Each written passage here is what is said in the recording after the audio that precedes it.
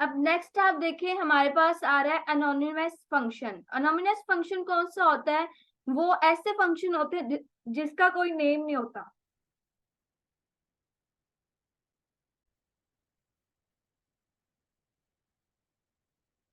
अब यहाँ पे देखें हम यहाँ पे क्या करेंगे, अगेन यहाँ पे हमने एक फोल्डर क्रिएट किया है। यहाँ पे हम लोग फाइल बनाएंगे, हमारे पास आएगा index.html। ठीक है। अब यहाँ पे मैं एक फोल्डर बना दूंगी जेएस के नेम से, और इसके अंदर एक न्यू फाइल बनाएंगे जिसको हम देंगे script.js। अब यहाँ पे हमें एमिट एब्रिवेशन का यूज करते हुए हमें बेसिक सिंटेक्स ले आना है। ठीक है। यहाँ पे हम एंटर क्लिक करेंगे, एंटर प्रेस किया, सॉरी। यहाँ पे आप देखें, यहाँ पे अब मुझे इस फाइल को मुझे लिंक करवाना है, मैंने स्क्रिप्ट टैग का यूज करूंगी। और यहाँ पे आप देखें स्क्रिप्ट सोर्स, यहाँ पे जाके मुझे क्या करना है कि ये आपका एक जेएस का फोल्डर है, उसके अंदर आपकी फाइल पड़ी है script.js, फाइल को सेव कर देते हैं। अब यहाँ पे जाके हम वर्किंग करेंगे। ठीक है। अब अनोनिमस फंक्शन कौन से होते हैं आप देखें, सबसे पहले तो यहाँ से मैं कर देती हूँ, यहाँ से हम लोग कॉपी कर लेते हैं और इसको यहाँ पे जाके हम पेस्ट कर देते हैं। ये आपके पास है अनोनिमस फंक्शन। अब अनोनिमस फंक्शन ऐसे होते हैं जिनका कोई नेम नहीं होता। अगर आप अभी तक देखो हम क्या कर रहे थे, हमने एक फंक्शन लिया, ठीक है, उसको यहाँ पे हम नेम दे रहे थे। फॉर एग्जांपल हम कर देते थे शो। ठीक है। अब ऐसा, और इसके कुछ भी स्टेटमेंट होती थी, हम लोग क्या करते थे, डॉक्यूमेंट डॉट राइट, और इसके अंदर हम कुछ लिख देते थे। फॉर एग्जाम्पल मैंने अपना नेम लिख दिया, और बाद में जाके हम इस फंक्शन को क्या करते थे, हम इस फंक्शन को कॉल करते थे। ऐसा ही है। ठीक है। फॉर एग्जाम्पल हम यहाँ पे जाके शो कर दिया, ये फंक्शन आपका कॉल हो जाएगा। फाइल को सेव करते हैं, यहाँ पे राइट क्लिक करके हम अगर ओपन विद लाइव सर्वर करके देखें तो ये आपको शो करवा रहा है। अब यहाँ पे हमारे पास क्या आ रहा है कि ये फंक्शन, ये तो हमारे पास नॉर्मल फंक्शन है। अगर इस फंक्शन का हम लोग नेम ना रखें, ठीक है, तो हम कहेंगे ये आपके पास एक अनोनिमस फंक्शन है। अब अनोनिमस फंक्शन के लिए आप फिर ये सोचोगे, यहाँ पे ये तो एरर आ गया। यहाँ पे क्वेश्चन तो ये आता है कि फिर हम इसको कॉल कैसे करेंगे।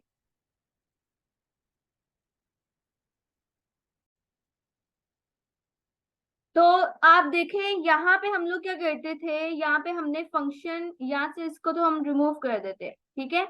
अब ऐसा फंक्शन जिसका नेम नहीं है उसको हम क्या बोलते हैं, एनोनिमस फंक्शन बोलते हैं।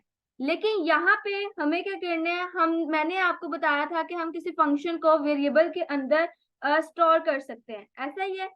तो जब हम किसी वेरिएबल के अंदर स्टोर कर सकते हैं तो हमने उसको नेम क्यों देना है। फॉर एग्जाम्पल यहाँ पे हम लेट करते हैं, और यहाँ पे शो इज इक्वल टू, यहाँ पे हमारे पास फंक्शन आ गया। अगर यहाँ पे हमारे पास फंक्शन आ गया और ये एरर भी रिमूव हो गया, ठीक है, तो हमें यहाँ पे फंक्शन का नेम देने की जरूरत क्यों है। तो हमने जब वेरिएबल के अंदर ही उसको स्टोर करवाना है तो हम लोग यहाँ पे उसको एक अलग से नेम क्यों दे। इस वाले को, इसको हम लोग क्या बोलते हैं, इसको हम लोग बोलते हैं कि ये हमारे पास एक फंक्शन एक्सप्रेशन है। यहाँ पे देखिए आप शो के अंदर हमने इसको स्टोर कर दिया। ठीक है। और जब हम लोग इस तरह करते हैं तो इसको हम बोलते हैं कि ये हमारे पास क्या है, ये हमारे पास फंक्शन एक्सप्रेशन है। ठीक है। इसको हम फंक्शन एक्सप्रेशन बोलते हैं। अब फाइल को सेव किया मैंने। अब यहाँ पे आप देखो, अभी आपको कोई एरर नहीं दिख रहा होगा। इंस्पेक्ट एलिमेंट करते हैं और यहाँ पे कंसोल पे जाते हैं, कोई एरर नहीं हमें दिखाई दे रहा वो। ठीक है। अगर यहाँ पे मैं क्या करती, इसको वेरिएबल के अंदर स्टोर ना करती, यहाँ से कंट्रोल एक्स कर देते हैं, फाइल को सेव कर दिया, तो यहाँ पे आपको क्या कह रहा है कि रिक्वायर्ड अ फंक्शन नेम। ठीक है। Function statement required a function name आपको एरर दे रहा था। जब हमने उसको वेरिएबल के अंदर स्टोर कर दिया, हमारा एरर जो है वो यहाँ से रिमूव हो गया। ठीक है। पहला यूज आपको यहाँ से कि हम लोग जब वेरिएबल के अंदर स्टोर करवा सकते हैं तो हम लोगों ने उसको नेम क्यों देना है फंक्शन को।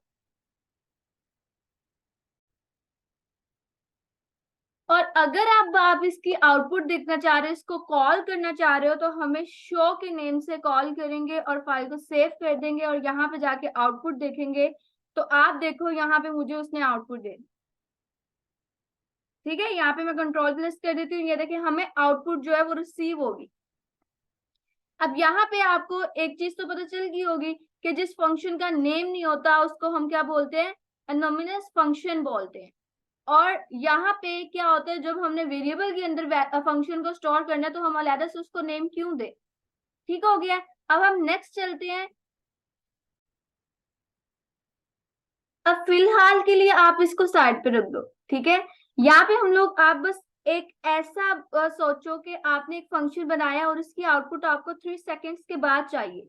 उसके लिए जावास्क्रिप्ट के अंदर हमारे पास एक यूज होता है सेट टाइम आउट, ठीक है।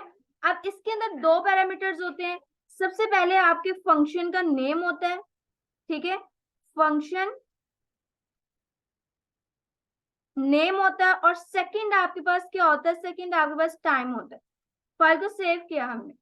अब यहाँ पे मैं क्या करती हूँ, इसको हम लोग क्या कर देते हैं, इसको हम कमेंट आउट कर देते हैं, ठीक है। यहाँ पे मैं एक और फंक्शन बनाती हूँ। यहाँ पे आप देखें मैंने यहाँ पे फंक्शन बनाया, ठीक है। और यहाँ पे फॉर एग्जाम्पल उस फंक्शन को मैंने यहाँ पे नेम ही दे दिया। अब यहाँ पे ये फंक्शन का नेम हो गया। और इधर जाके मैं इसको क्या करूंगी, डॉक्यूमेंट डॉट राइट, ठीक है।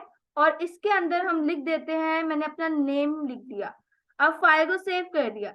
अब यहाँ पे क्या होगा, यहाँ पे आपको पहले तो टाइम देना पड़ेगा। टाइम इसके अंदर मिली सेकेंड्स का होता है। फॉर एग्जाम्पल हमें 3 सेकेंड के बाद हमें ये फंक्शन हमारा आउटपुट दिखाए तो हम लोग यहाँ पे 3000 लिखेंगे, बिकॉज 3000 मिलीमीटर जो होता है वो 3 सेकेंड्स के इक्वल होता है। अब यहाँ पे फंक्शन का नेम आना है तो यहाँ पे हम फंक्शन का नेम लिख देंगे जो हमारे पास ये है, ठीक है।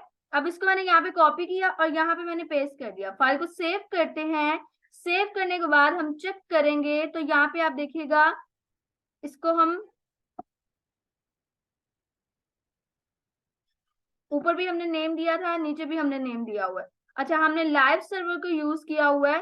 तो यहाँ पे हम एक और चीज करते हैं।